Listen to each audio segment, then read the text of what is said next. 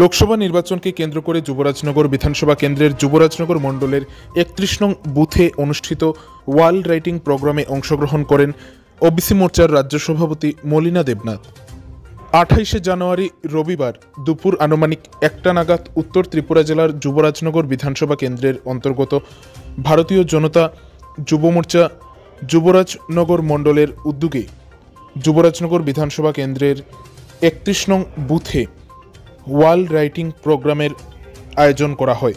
মূলত এই প্রোগ্রামটি আসন্ন ২০২৪ লোকসভা নির্বাচনকে সামনে রেখে এই প্রোগ্রামটি আয়োজন করা হয়, যেখানে এই প্রোগ্রামে উপস্থিত ছিলেন যুবরাজনগরের প্রাক্তন বিধায়িকা তথা ওবিসি মোর্চার প্রদেশ সভাপতি তথা ভারতীয় জনতা পার্টির উত্তর ত্রিপুরা জেলার সভানেত্রী মলিনা দেবনাথ।